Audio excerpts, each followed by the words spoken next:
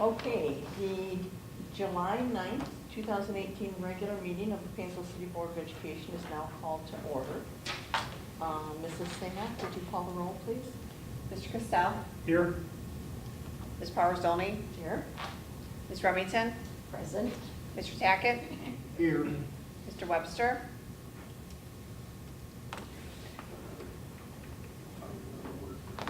He might be on his way. Okay. Right now. Yes. Should we say, what do you want to say? Should we say Bueller? Bueller? Bueller? Bueller? Mr. Webster. Here. All right. Okay. We can stand for the Pledge of Allegiance. I pledge allegiance to the flag of the United States of America and to the republic for which it stands, one nation, under God, indivisible, with liberty and justice for all.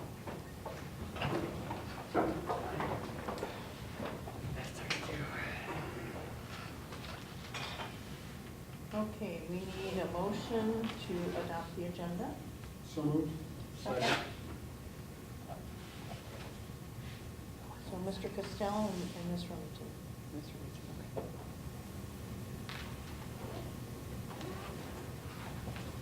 Item 2, hearing of the public on agenda items. Oh, I'm sorry, we didn't vote on the agenda. Mr. Costello. Yes. Ms. Remington. Yes. Mr. Tackett. Yes. Mr. Webster. Yes. Ms. Powers-Dolny. Yes.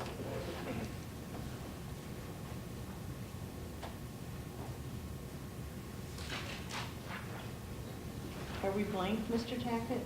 What's that? Are we blank? We are blank. Okay. So, Mr. Webster, are you going to give us a rebate since you're not fulfilling your duties down there? I get tickets for a sailboat ride someday. If I ever get the sailboat. 15 years from now? 15 years from now. Okay. So, item 2, hearing of the public on agenda items. We have no one that wishes to speak. Item 3.1, we need a motion to approve the minutes of the regular meeting of June 11th. So moved.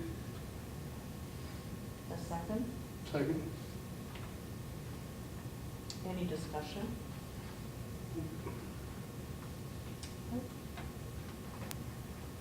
Ms. Remington. Yes. Mr. Tackett. Yes. Mr. Webster. Yes. Mr. Costello. Yes. Ms. Powers-Dolny. Yes. Item 3.2, we need a motion to approve the minutes of the special meeting of June 29th, 2018. So moved. Second.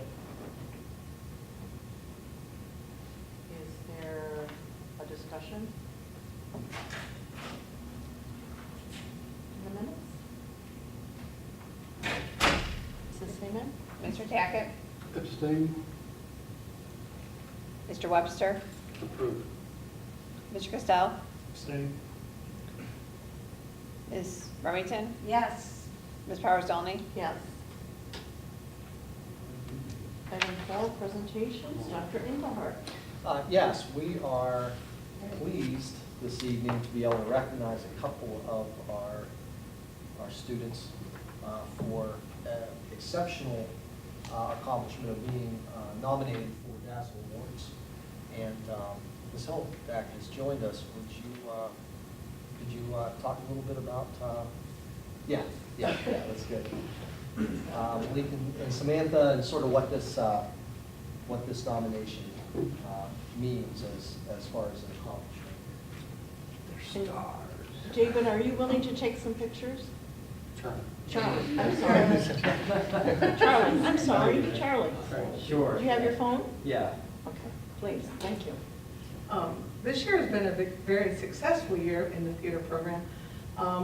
Fortunately, we're able to be a part of the DASL program, which Playhouse Square started 3 years ago, and we've been in it every year.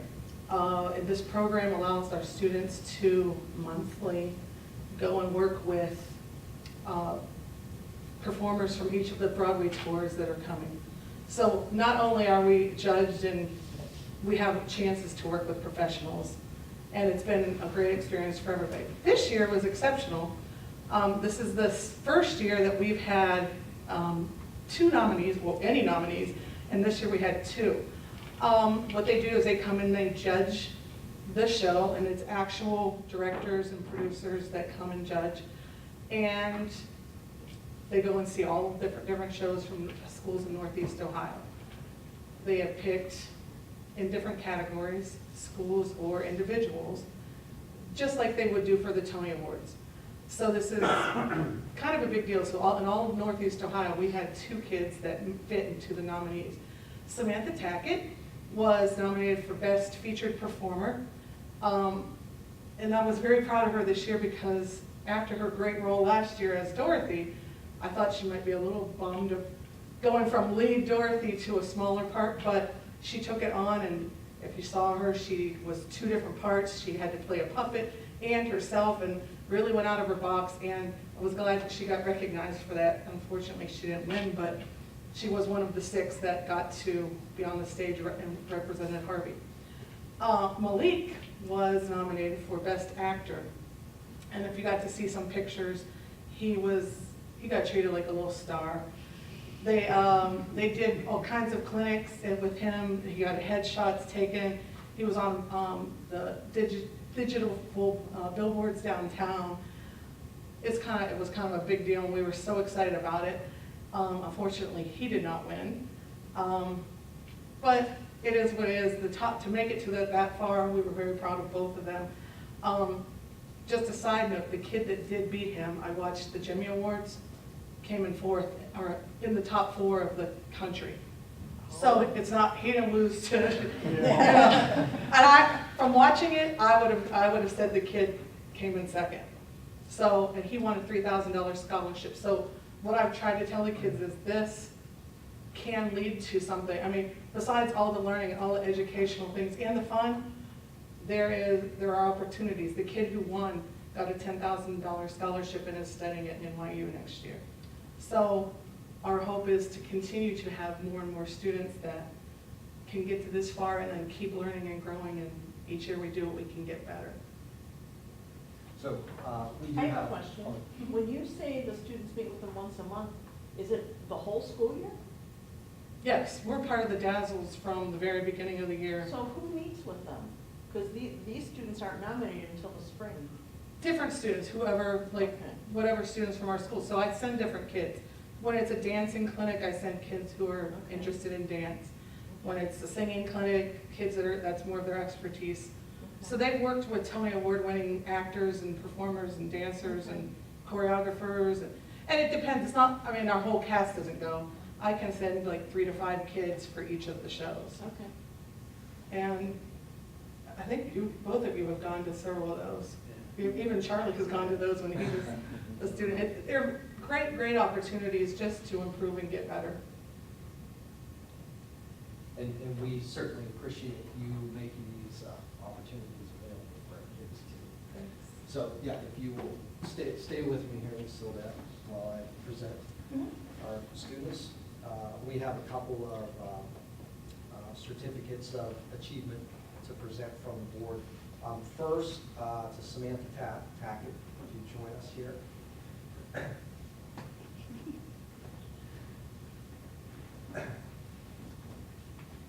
And the certificate reads, in recognition of outstanding effort and excellence in performance in high school musical theater, receiving a Best Featured Performer nomination for the 2018 Dazzle Awards, and bringing pride to your school and family as a model of leadership and excellence in the arts. Congratulations.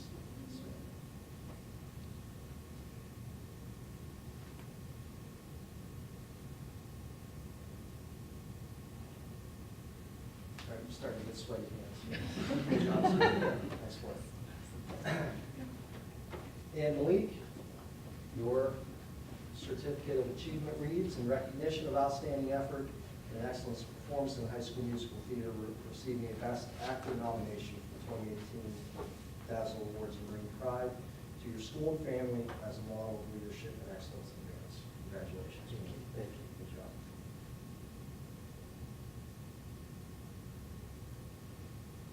Okay. Thank you. Great job. Take that. Thank you. point out that Malik's not a student anymore, he's an alumnus. Well, yes. So what are those alumni dues? They get back, they donate, they You donate, time. Yeah. I'll keep that in mind. There you go. And when they make it big, they When come you make it back and big. they share their Yeah, I'll send experiences. it. We'll wait, we're patient. So we're very proud of you. I'm not patient. I speak for myself, I'm in awe of the things that all of you do up there. That is like such a foreign universe to me, I can't imagine standing in front of people and performing, so we really appreciate what you do. Oh my gosh, not in a million years. So do either of you do anything with theater during the summer? Do you do, you know, Yeah, with me, honestly, no. I mean, I've like tried to do like videos with people from our school. This is one guy named Justin. You guys probably don't know, but he shoots like short films, but he tries to, and like I've tried to like do little things with him like that. It's just acting, no like musical. no rabbit run or anything Yeah, like yeah, that? nothing like that. Okay. But I don't know, nothing really. I just like to do it. I know both the directors at Fine Arts and Rabbit Run, so if you're ever interested, just let me know. I'll put in a good word for any of you. Well, Malik, you're going to YSU Mhm. to study Yeah, yeah. drama, right? No. No? I'm going for music technology and recording. Honestly, Ah. I mean, drama, it's fun to do, but I don't think it's like a real passion. Like, it's not like, I want to do this for the rest of my life. It's definitely fun to do, but I don't think I could. I mean, it's the shoe fits wears, I guess. So like, if anything happens, if I try to do something in the future and like it goes big, I guess I'll continue to do it. But I think I'd rather like write music and help people make their music be released. And I don't know. I feel like I like that type of stuff better than music theater. Well, I knew you were doing something like that. Yeah, something with music. Yeah. To my soul, I gotta pursue it. Yeah. And Samantha, you have one more year. What do you think you might want to major in college, honey, when you go? I was thinking probably biology. I don't really know what yet, but yeah, not musical theater. And Okay. that'd be a side thing. I'd still do it.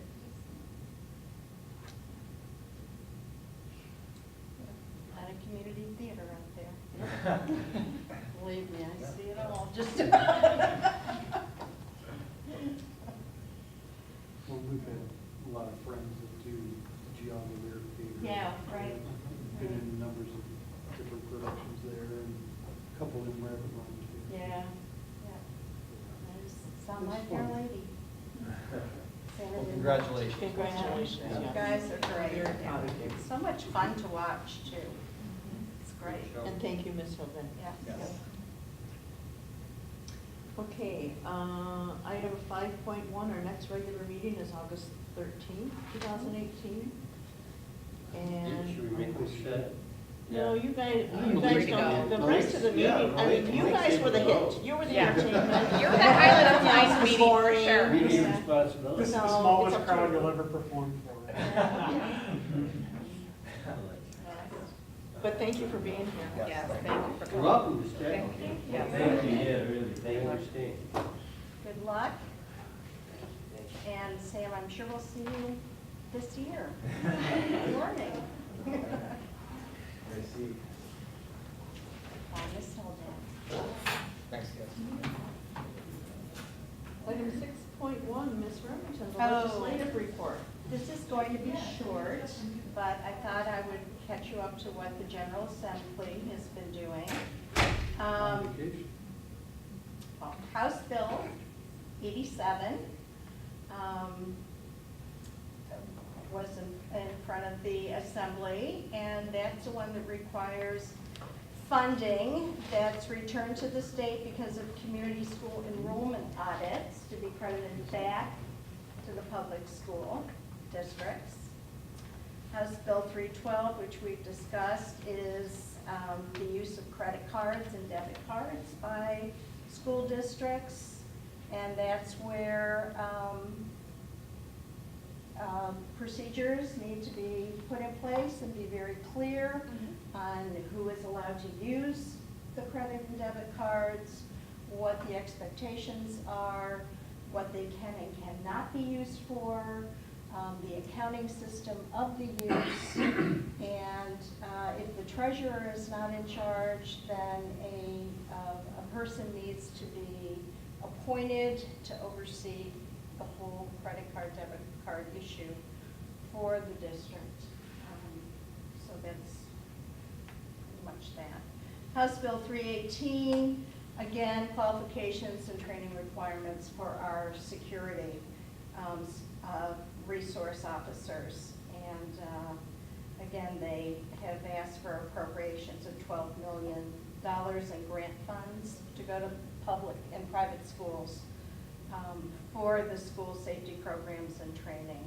And also there to take positive behavior intervention training, and it also outlines now what the reasons are, the requirements for suspension and expulsion policies for students in grade pre-kindergarten through 3rd grade.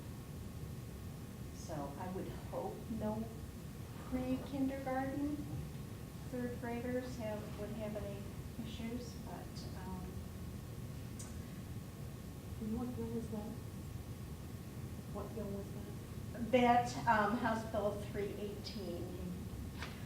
Senate Bill 216 has to do with the Ohio Public School Deregulation Act, dealing with administration of primary and secondary education programs. We've mentioned that before. And also Senate Bill 299, which is the provision establishing Ohio Corps pilot project that has been in the news for at-risk students. I think it was, there was a news article on television about the Ohio Corps in Cleveland and how they are setting that up so that at-risk students get into mentorship programs and then receive scholarships to attend higher education, whether it's a community college, a four-year college, or technical college. I wanted to highlight one of the bills that the House sent to the Senate for consideration. The House passed it 67 to 26, and this is, I think, an interesting bill. It requires public schools to give students who wish to meet for the purpose of religious expression the same access to school facilities given to secular student groups without regard to the content of the expression. It removes the provision that permits a school district to limit the exercise or expression of religion to lunch periods or other non-instructional time periods. It authorizes students enrolled in public schools to engage in religious expression before, during, and after school hours in the same manner and to the same extent that a student may engage in secular activities or expression before, during, or after school hours. It prohibits public schools from restricting a student from engaging in religious expression in the completion of homework, artwork, or other assignments. And it designates the bill's provision regarding religious expression as the Ohio Student Religious Liberties Act of 2018. And I thought that was an interesting bill that was put forth. And I think in the news over the past few years, we've heard issues of students putting their own thoughts into papers that they have written or whatever, and this allows them to do that without any disciplinary action. They have the right to do that. So I thought that was kind of an interesting bill that was brought up and something new. And most of the others we have already gone over. They're just kind of re-going and going through now the House and the Senate, and so that's my report. Okay. Any questions or comments?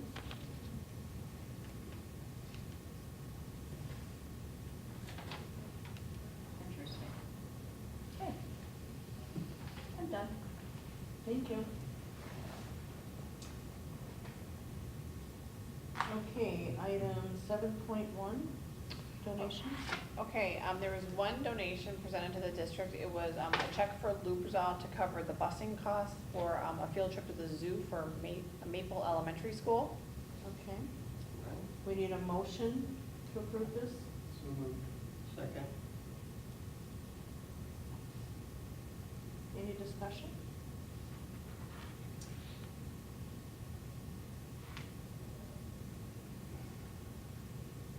Mr. Webster? Yes. Mr. Costello? Yes. Ms. Remington? Yes. Mr. Tackett? Yes. Ms. Powers Dolny? Yes. Mrs. Sager? Okay, section 8, either reports there for the month of June, and it's also our fiscal year end. So, everything listed there is the close of last school year. The numbers came in pretty well. I kind of wrote about it in my update. They're kind of where we thought we were going to be.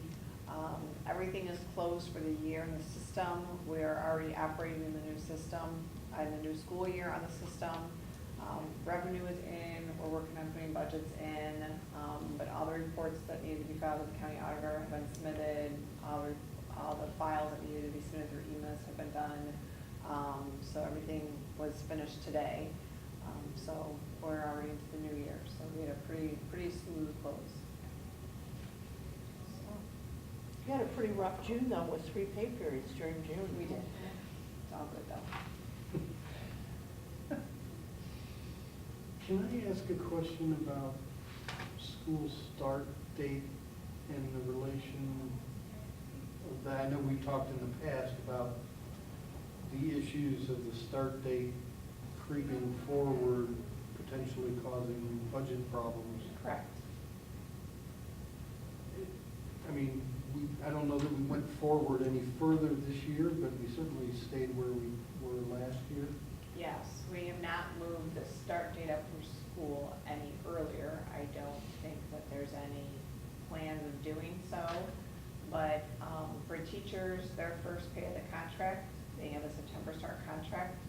They get paid the second Friday in September, so like 2 weeks into September. So technically, yes, they work a month before they get paid. But in order to adjust, I am doing a double payroll in one fiscal year that I'll never gain, and I don't have about $800,000 laying around. So financially, it will never happen. Well, I guess, and this may be, I'm kind of coming in at this sideways, but if it's not appropriate to talk about it now, then feel free to stop me. But just, what is the rationale for starting as early as we do? I think the genesis of it was the fact that we were forced to take end of the year assessments in April. When we would have so much of the school year left after we were assessed on end of the year content. There are other benefits, one being that winter break is truly at the semester. It's just easier to plan, it's easier with assessments, it just kind of makes more sense in terms of the rhythm of the school year. Those are really the big things. But it really started with testing. I mean, I completely agree with the whole semester at the break periods. I mean, because I used to hate coming back to high school and have 1 week of the previous grading period still to go or whatever. It was ridiculous. But so essentially, you're saying that the end of year testing, what is the year testing or whatever in April? Sometimes it was in March. So essentially, at that point, once that testing's done, you know, at least from somebody's standpoint, school's basically done. Well, I mean, it's not, obviously, but yeah, from the bureaucratic side,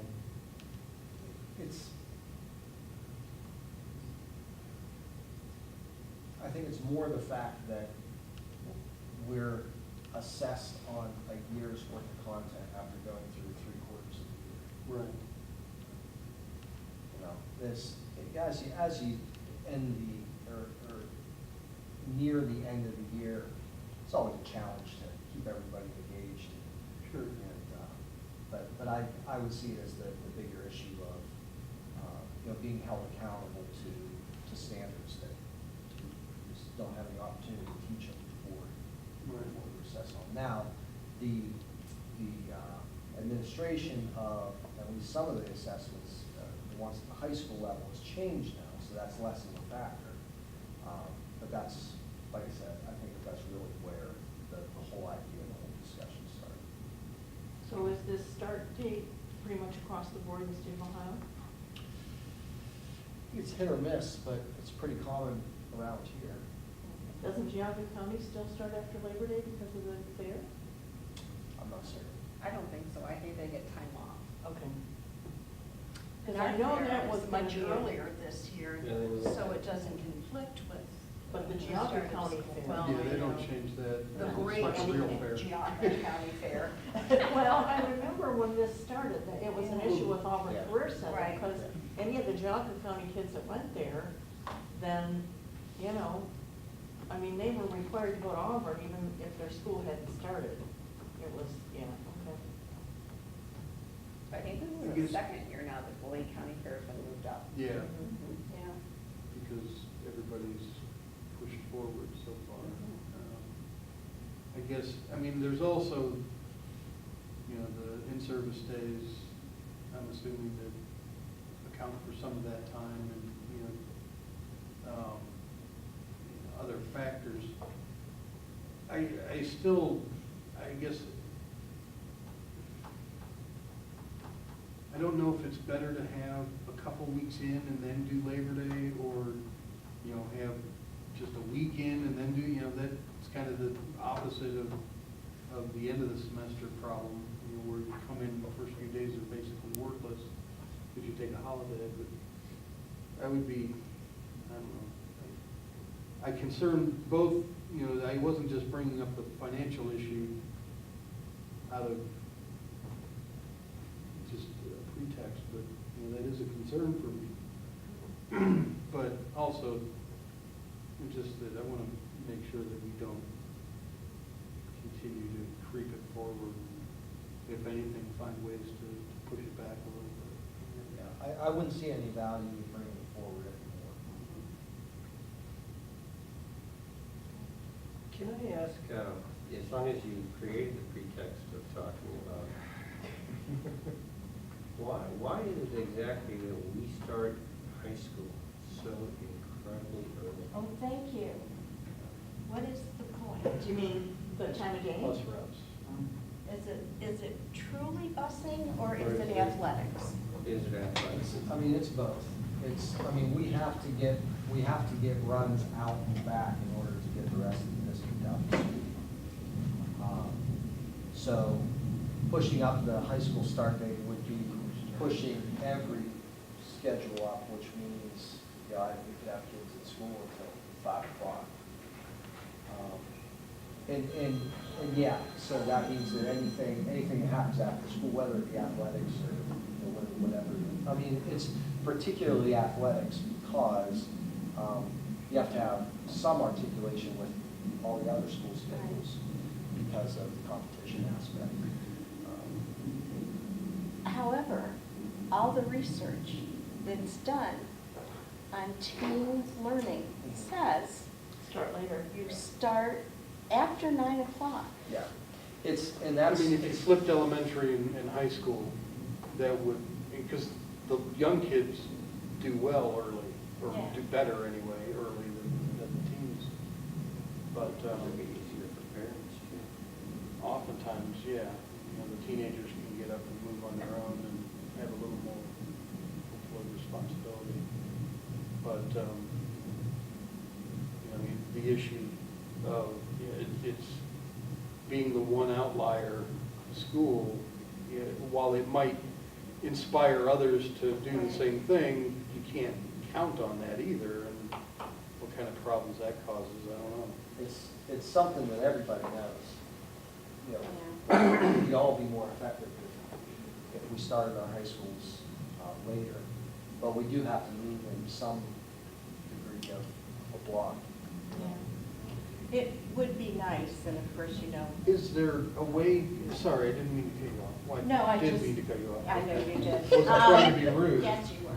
No. No, my comment is it would just be nice if academics came first and all extracurricular came second, and that we did what was best for our students for academic success.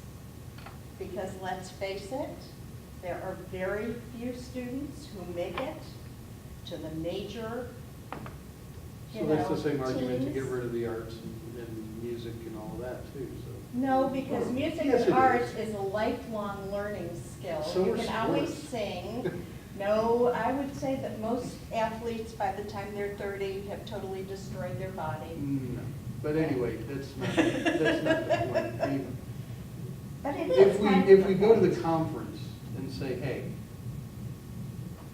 let's make this not a hurdle, you know. But the other side of it is, as Josh mentioned, I mean, you're now going to propose to teachers you'll be here till 5:30. That's a big part of it, too. Yeah, There's a lot of There's a lot, areas. then they have kids to pick Yeah. up at other districts, and there's just a lot of. There absolutely I can see is, pushing but- the half hour or slowly moving it back, but I don't, I'm not, big undertaking to try to move something. I would be interested just in hearing if there's even any interest at the conference level to do something. Because if there's no interest, it's pointless to try and develop a plan. But you can't build around a conference, because those conferences come and go.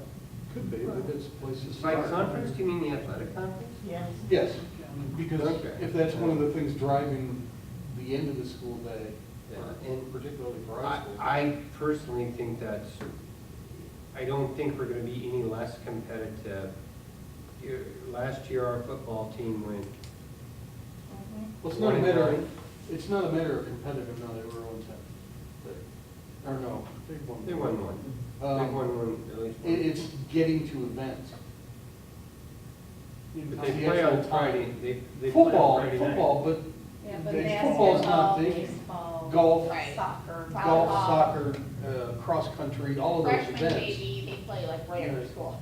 Yeah, I mean, usually they Lacrosse, go, so we boom, do have you know, it lacrosse. starts at Yeah, 4 or lacrosse. 4:30. Like Gary, probably. Football's the one outlier, Lacrosse and players. basketball. I just seem to remember when I was in high school, it seems like I started at 8 and we were done at 2:30. Oh, man, we were in homeroom at 7:15 Maybe and we we were were. there till 2:30. 8:20, 3:05. I was 7:10. Yeah. I do not remember. I was Hardly 7:10. I only back in the remember day because for I had to many be at years the was bus stop at 7:40 for teachers, 6:15 or 7:30 something for- like that. Yeah. 6:30. I'm standing, I had to walk, a half a mile to my bus stop instead of being picked up at my driveway. And, there was no shelters and and freezing cold and all that stuff, but anyway. I would like to see us push It it was back. awful early in the morning. Even a little bit. Yeah. I'll. And let's, can we pull some of the, I know there was a big study in the New England Journal of Medicine about this. And maybe we all ought to just make it a homework point to take a look at what that says. And, I'm with you.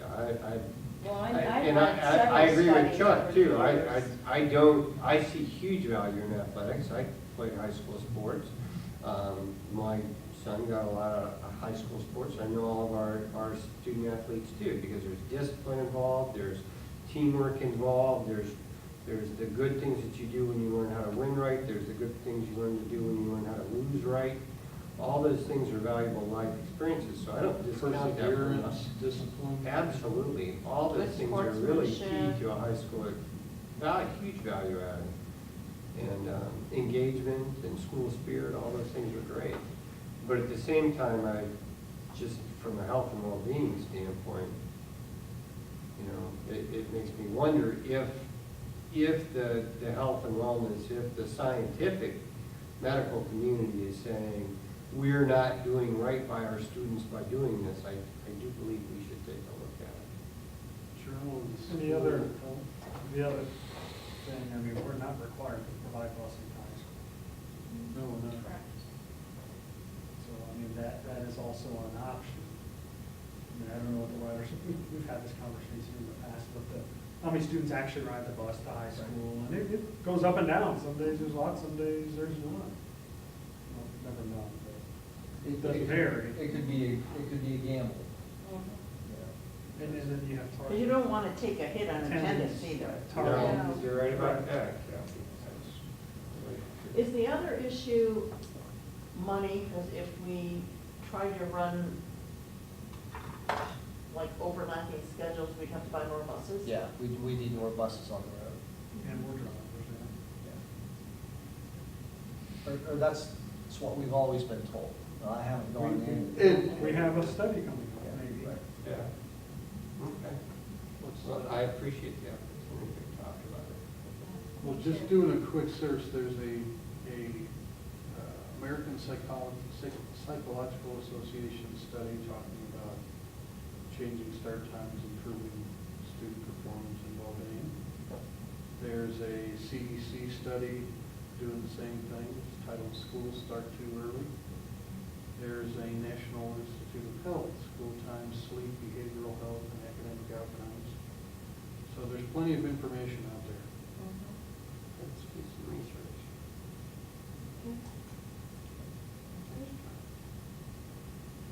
And I can start to ask around with other districts and seriously have the conversation. I'm sure everyone's had the conversation. Oh, I'm sure, It's just a matter but, of you know, to what degree. everyone, I'm sure part of that conversation is, well, if we do this, then Yeah, right. it kind of messes up with everybody else.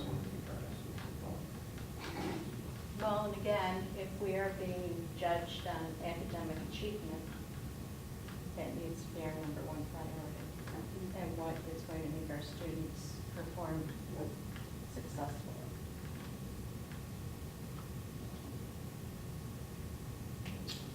All right. Anything else?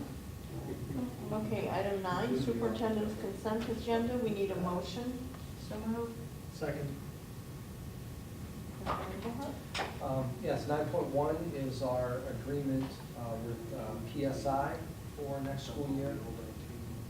9.2 is an agreement for student services from Capstone Academy. 9.3 is our CBI agreement with the Lake County ESC for 18-19. 9.4 is an agreement with Light. And 9.5 is disposals. And that's pronounced and light. light. I'm not certain, there's the line over the I. I don't know if it's in lit or in light. I would assume it's enlightened. Sounds better than in lit, but. Whenever we talk about it over at the office, we say in light and lit. Yeah. Is this this is a final proposal, so we're approving how much does this cost in like? Yeah. 13,000 Cost plus. us 13,000. If they found that much in savings, right? Yeah. Okay, so there's some ties in terms of performance, so if we don't save that much, they don't get that much. Correct. What's the bottom line it could cost? I don't think that there is one. I think you have to save at least that much, if not more. Yeah, as So long if we as- save nothing, they get paid nothing, is that Correct. right? Okay. I know. Does anybody have any question or discussion on this? Because I do. Anyone else? Yeah, I'm sorry, I was, So is this, just for clarification, this is a one-shot deal? One-shot deal meaning, We'll just, they'll do it 1 year and that's it? we'll have an option moving forward. So we want to enter into an agreement for this next year, and we'll have the option of whatever level of support that we want moving forward.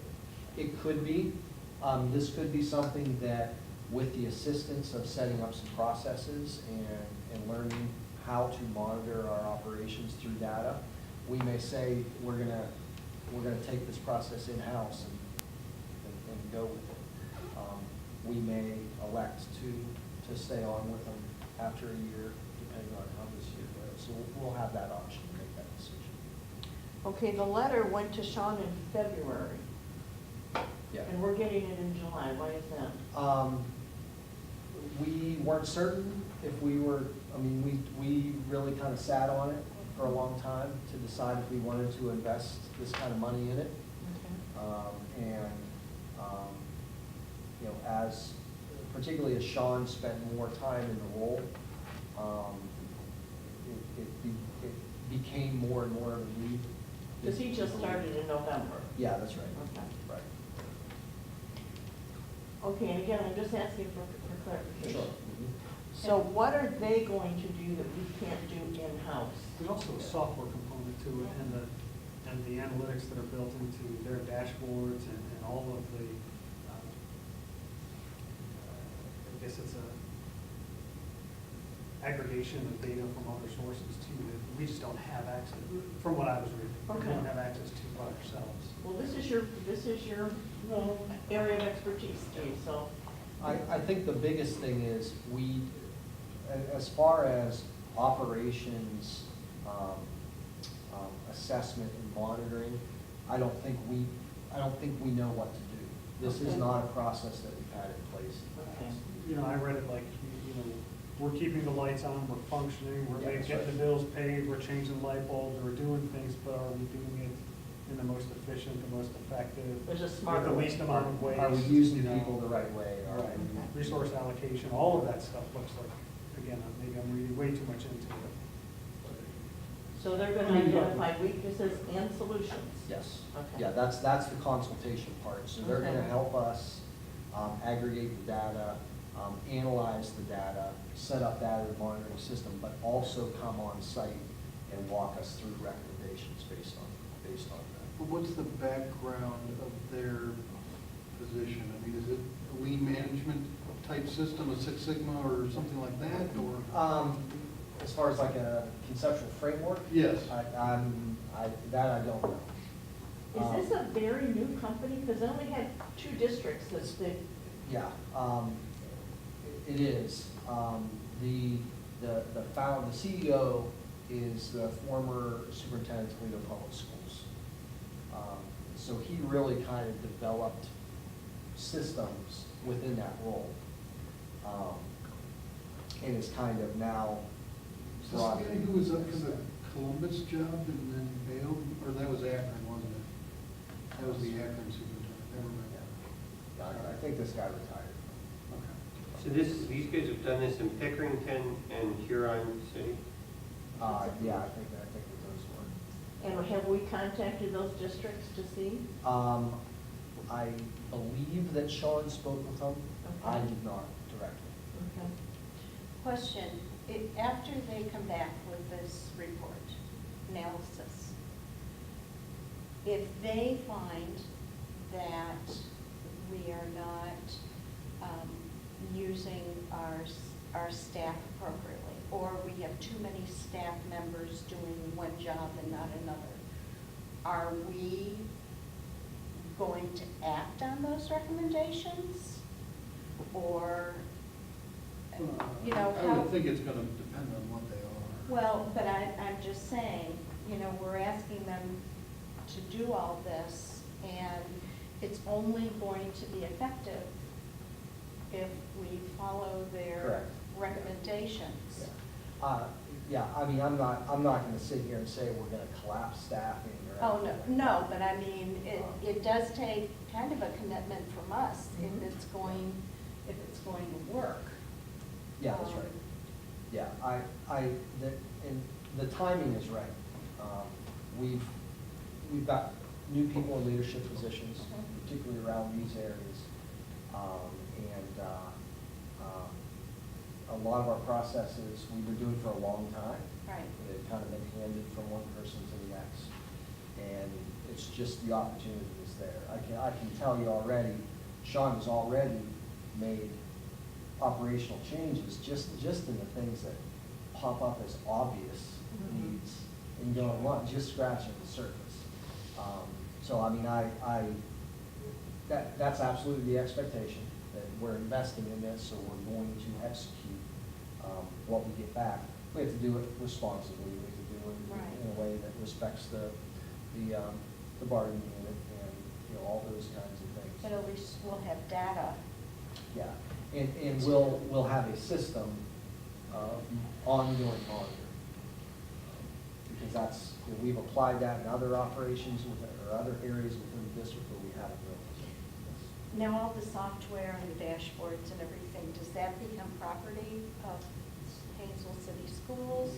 Or does that disappear when they leave? It's an annual license. We're gonna get some knowledge.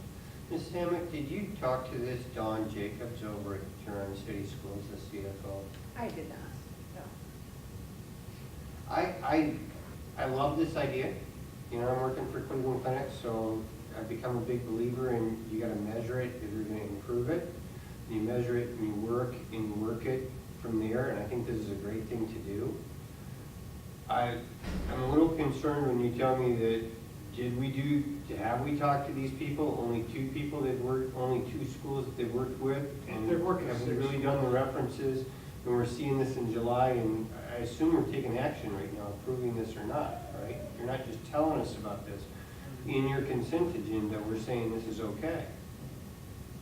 So at kind of the last minute thing, I would like to hear, yeah, we talked to them and they're great, and I got a really smart woman over there who could pinch the blood out of any penny. So I'm curious for her to talk to Don Jacobs and say, Don, how did this make your school system more efficient? Where did it really work? You know? Is this something that has to be acted on tonight in order to Not roll it the- out properly in the time frame? In July, yeah.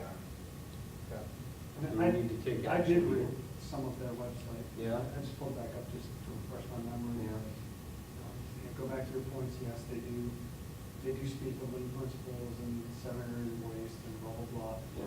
They've worked with 6 schools, I just pulled them out, I don't know, Okay. it says in Ohio, North Carolina, they also worked with someone in Michigan on transportation, so they have done some stuff. I mean, I'm assuming, it doesn't say when they were founded, but But I mean, the whole critical point to the measurement system, and I agree with what you said, Steve, but in order to get accurate data, you have to understand how the measurements are being taken.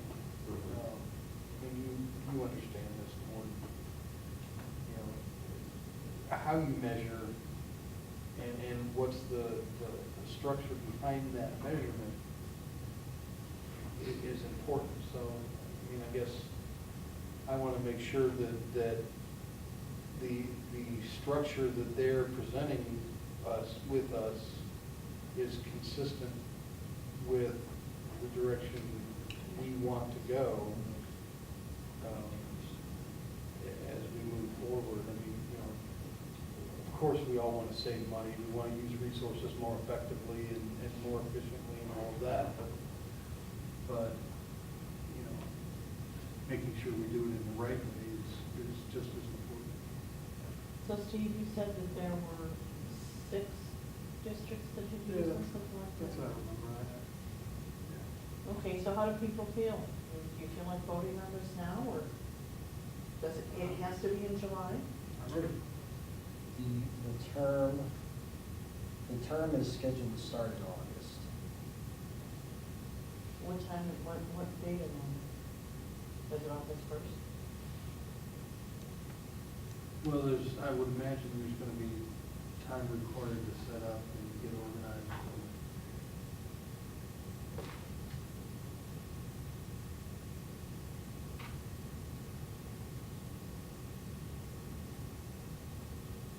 I mean, Steve said he's ready to go, and I'm not opposed to it.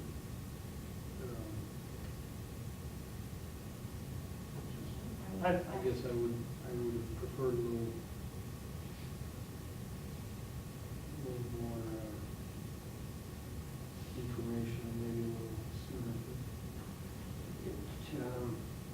So just to be clear, our maximum investment in this product is $13,250. For this year. But if we don't save at least that amount, we save $8,000, we're paying them $8,000 is what you're telling me. If, well, it would be they're guaranteeing 13,250 in savings. Okay. And if we don't realize that, So then, that's a guarantee and they pay us back. That's Right. cost rate. But well, I see it as a low risk. I mean, the greatest value is that they're really good, and then they get us data that we can measure year over year, and they're asking the right questions, and they know what they're doing because they've been superintendents. I mean, I get this. This is a really good potential. Right. My concern is that if they propose, okay, we're overstaffed with custodians. That covers your 13. And so there's a 13.5. We opt not to eliminate somebody from our staff. They'll sit there and say, you can have custodial staff with only 25, you can very efficiently run with 24. So you eliminate one custodian. Well, custodian obviously is more than 13,250. So even if we don't take their advice, I will still owe them the 13,250 because they're showing me savings of greater than that. That's how it's gonna probably end up happening. It's gonna be that they will show me savings more than 13,250 very easily. Yeah. But it's a matter of we act upon them like Ms. Remington said. okay, also, item 5.0, payment and guarantee, we're paying them 75% within 10 business days. So we're paying them in advance, are we gonna get that money back if they don't save us? We got a lawyer, that's all. And the remainder is due 10 days after we get a year tax rate. I mean, I think what Ms. Samek said is what's gonna happen. You know, they're gonna present us with savings. They're not gonna guarantee something that they know they can't get. Exactly. They're not gonna do it. Here's how I look at it. When you're looking at a service like this, we're capable of doing this on our own, but it would cost us more than $13,000 of Sean Manpower. and staff to do this. Yep. The insight from this, whether it's acted upon or not, knowing, we don't know some of these things right now. And if we spend this, which is not a small amount of money, but it's certainly not a large amount of money, and it gives us some idea of where our waste is, and we're not looking at things today in that way. We're not looking, and maybe you are, but we're not looking at things, like Chuck said, in a lean way that identifying waste and understanding where we're using too many people and where we've got too much transportation and where I think it's just valuable just to get that insight. We've done the same thing in the past with our IT setup, and there were some things that came out of that, you know, that we learned some things. Some of it was pretty obvious, we knew, and I'm sure we'll have the same thing here, we know some of this, but even if you get some measures that we can build upon or use as they're presented going forward, I think it's a good investment. Well, in there, you know, the website under the founder, who was the business manager / COO of Toledo, saying, and it's a little convoluted, so I'm not sure if it's saying that this company, they've served 100 clients in 12 states, or if he personally has had 100 clients in 12 states. It's not entirely clear on that, but, so I mean, it's not quite as new. They've got a quote on here from somebody in New Mexico, or a school board member. So,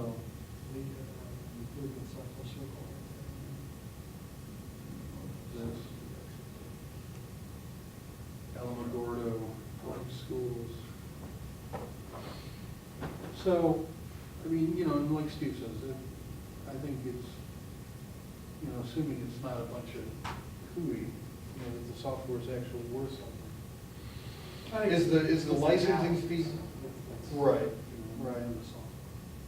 I mean, if the licensing fee is $8,000, is that going to be the recurring licensing fee every year?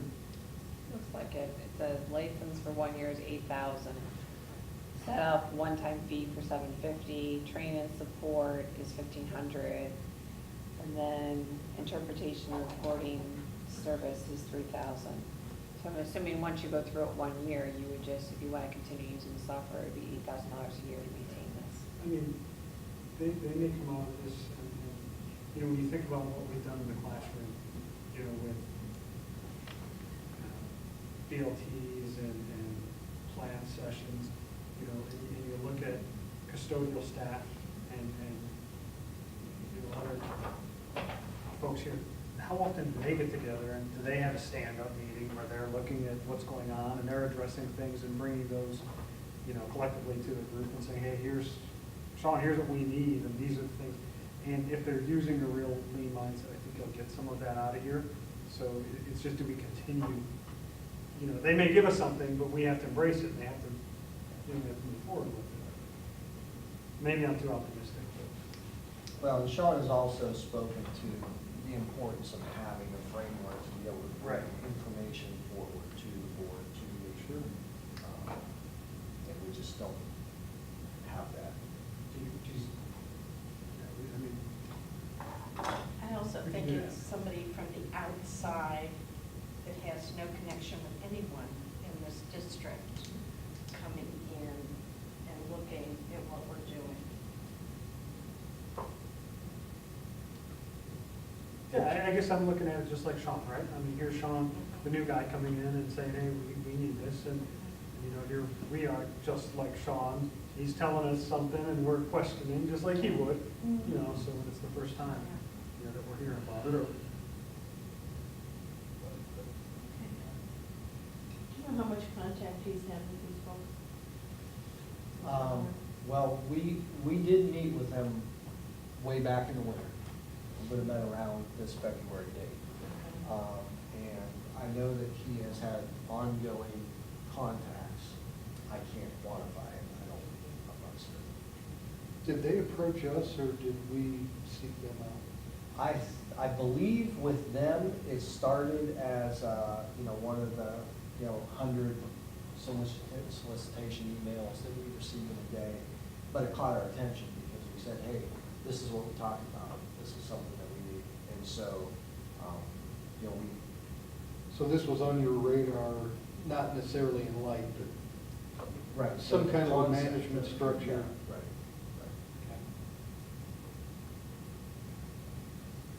Yeah, as long as there's not a commitment beyond a year, and, you know, it's, like I say, to get that structure at $13,000, it would take us much more, think,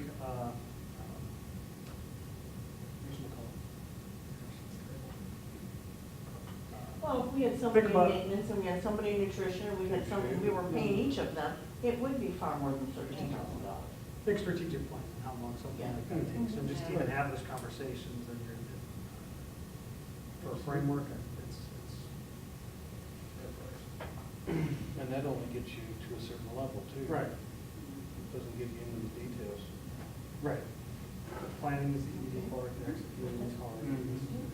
Beaver Creek School District. Carolina City School District.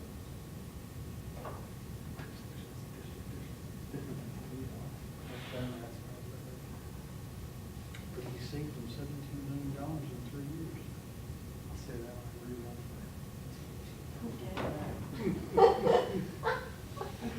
I declare it. Okay, so, any further discussion? They can't We say didn't even- we just pass things without asking questions. That's right. We don't rubber stamp things on this board. The disposal says there are 41 pages, Yes. but it only goes through 21. Is that, are we missing something?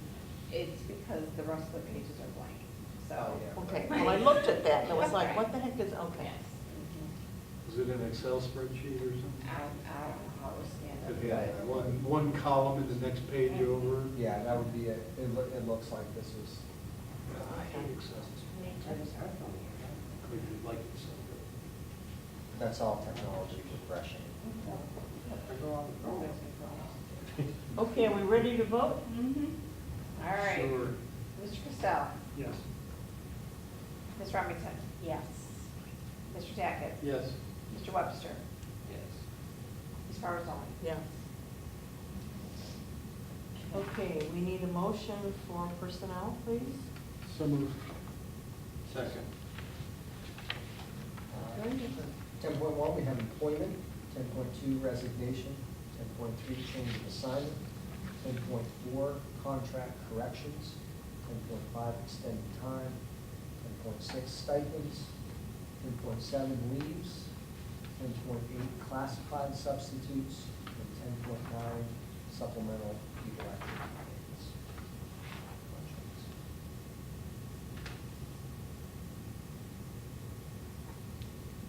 Any questions or discussion here?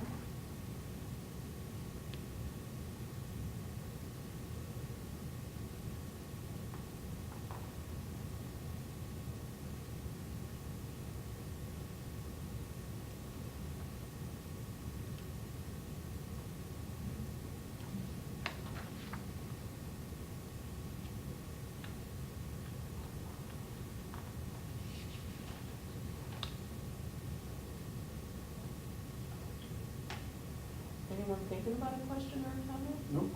Okay. And Mrs. Hammond? Ms. Remington. Yes. Mr. Tackett. Yes. Mr. Webster. Yes. Mr. Costello. Yes. Ms. Barzoni. Yes. And we need a motion for professional visits. So moved. Second. 11.1 is professional visits taken from the general fund.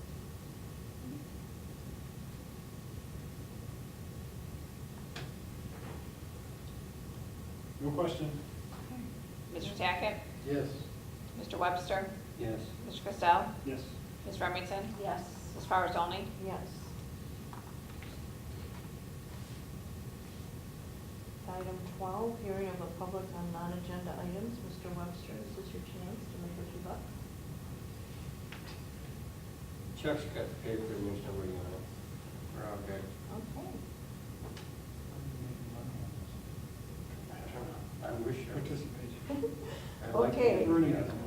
Good things are happening. Item 13. I think we all got an email today from Mrs. Jenko. Mrs. Temko about our students who scored 5, perfect score on their art portfolios, and another student scored 3 out of 5, which is also excellent, and I look forward to recognizing them in August, and I even asked if they bring a sample of their work. so we And can the see one it. young lady we recognized previously, she was in the governor's Yes, art yes. show. Yeah, So she's amazing. I think that's pretty exciting. Nate got AP credit on all 3 of the AP tests he took. Physics, calculus, and English. So I Wow. don't work down at Ohio State. Saved you a few bucks. Yes, it It's return on investment. They're not free. does. No, No, they aren't. They're cheaper than taking They're a cheaper class. than college credit. Yeah. And unfortunately, you know, if you're gonna be an engineer, then you have to take the calculus anyway, Yep. and the physics. And the physics, yeah. If I did. So they're doing a good job. They have a good foundation though. Yeah, we're doing a good job. We're getting it out there. That physics is tough. And we had Mr. Dr. Engelhardt, we had a active shooter scenario done here on Monday or Tuesday? That was Last Tuesday. Tuesday of last week. Yeah, very, very successful exercise, safety forces from all around the area I think hundreds of people came through here in training. I was really extremely impressed with the organization on part of, Painesville PD really headed it up. Very well organized, the caliber of people, all the safety forces, rescue folks who came through, extremely professional, extremely good at what they do. And it was, we were pleased to be able to host that training. I was gonna say, boy, what a, kind of a, you hate to say what a wonderful opportunity for our school, but it was. Did Officer Ponder and they have the opportunity to participate? I believe so. I was here for 2 of the 3 sessions. I didn't cross paths with Officer Ponder directly on that day, but I think that everybody came through. Saw lots of the officers from the city that I know. So they were using our facility, but in August, they're gonna be holding one of these workshops for our staff. For staff, yeah, Okay. yeah. Now, what the exercises that they were training on for this round was really, it was rescue, it was victim extraction, securing areas, the coordination and communication on that side. The training we'll be offering to our staff is really the basics of Alice in action. So, assessing situations, when to evacuate, when to lock down, when to resist, what does it look like when you lock down, what's an effective secure lockdown. If you are in a situation where you have to counter, what does that look like? Our staff, our teaching staff will be going through all of that hands-on training. But it's just a select group, is it not? We're taking our entire teaching staff in the Oh, entire right, district okay. through. Yeah. Okay. So that's going to be over the course of multiple sessions, multiple days of the school year. Okay. And will it be in like an elementary school, middle school? or Yeah, high we're going to school? train So they're each staff used to in their each. building. Good. I got a question. I was down at Minter High for a theater camp with my daughter, and I noticed they have these, they almost look like chalk blocks, that they've got a system where anybody inside can grab those, and in a lockdown situation, and maybe it sets off an alarm, I don't know quite how it works, but then physically use them to block a door so that an assailant couldn't force the door, which is, I've had Alice training at the clinic, and that's step one, like belt around the doorknobs kind of thing, right? Do we have anything like that, or do we not need anything like that because our building is a newer facility and our teachers have ways to secure their classrooms to protect their students? Yeah, we've looked at a lot of kind of barricade systems. Yeah, that's, And because everybody's selling them. And, what we've learned is that honestly, the concept, and, you don't want to take any chances, obviously, with student safety, but the concept of an assailant coming in and blasting out a locked door is really more Hollywood than reality. When the door is locked, you're not shooting away. They're moving on unless the target that they really so what you're want saying is our right now- doors can be secured by the teachers inside? Yeah. The doors are locked And all I- the time, right? Yes. Our doors stay locked all day. Yeah. Oh, okay.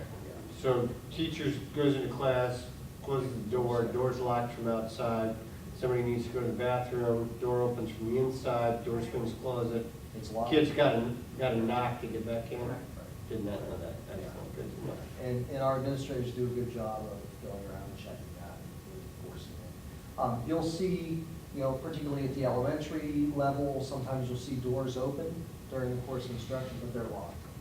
So when they're pulled shut, there's no fiddling with the lock or anything. It's in locked position and so forth. So now, we haven't ruled out barricade systems. We've talked about doing some things with barricading more strategically, like placing barricades at the corridor doors. The classroom doors open out, correct, into the corridors? Yes. Yeah. So barricading that, I mean, well, you would have to have some kind of a system. They may have to- a system, something like that. Yeah. Sorry, you were in the middle of something.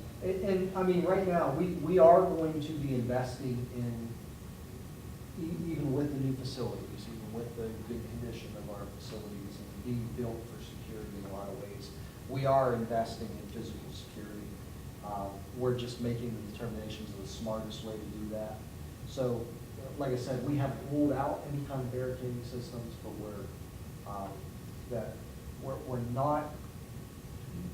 not likely to execute a purchase of buying those for every classroom this year. What about those safe tents, safe structures where they can protect a class from any type of, bullets or anything? It locks when it's not in use, it's like a reading room or whatever, but should a problem arise, everybody goes inside, it locks up, and they are really untouchable for, Like a panic room or a safe. right, it's like a panic room, but it's kind of set up, so it's not so, And tin? not a tent, it's a domed structure. It's something that they've come up with that, I'll bring a picture of one the next Sounds meeting. expensive. I'm certain. Yeah, I'm sure. it is. But I mean, that was something that they, that was, You can get Kevlar line doors. It's, but again, the central philosophy behind Alice is when you cower and hide, that's why the kill rate in all these instances is so incredibly high. It's because for decades we've been taught to hide. And it's been proven over and over to be a fatal mistake. So, they call it enhanced locker. yeah. I don't know. I don't know if, a room inside of a room is that much of an improvement to an enhanced lockdown as we're trying to do. There's a lot of stuff out there. I mean, a lot of whatever, just having the door locked is a huge deterrent, that they're not gonna spend the time trying, unless they know the person that they're coming after is in that room, they're gonna move on. Well, the other thing is if there are glass windows in the doors, they can shoot right through those. Yeah, I would assume you can get into this room in a heartbeat, And, right? and still get their And- targets. Well, like those, yes, but. And that's where, areas like that and an investment that you can make is the shatterproof. Right, glass.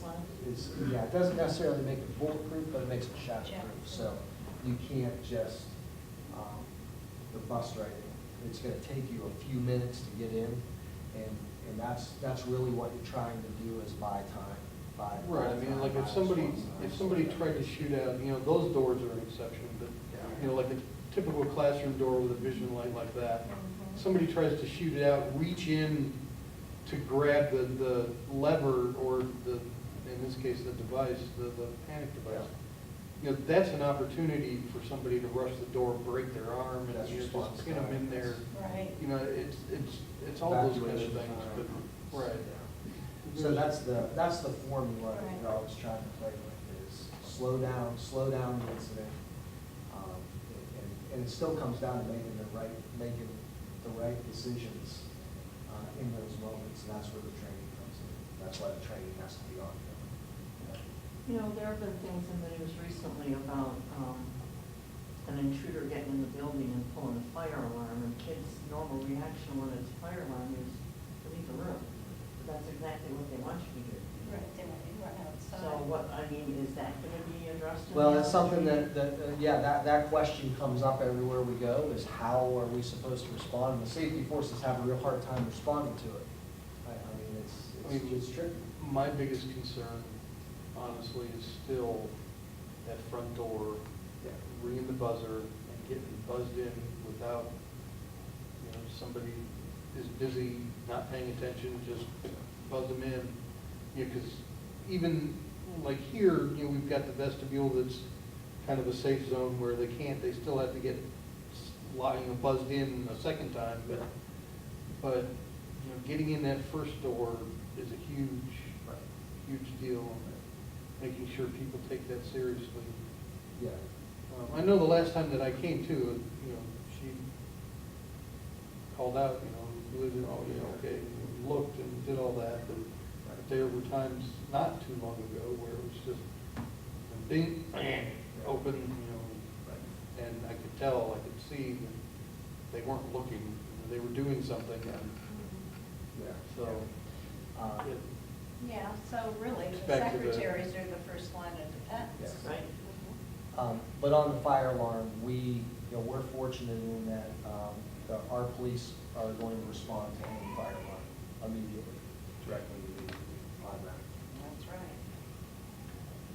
Quick response. How has the, you know, the one work session that we had with the police chief and the lieutenants was, I thought, very positive and productive. Has that relationship been continuing on well? Yeah, absolutely. We communicate often.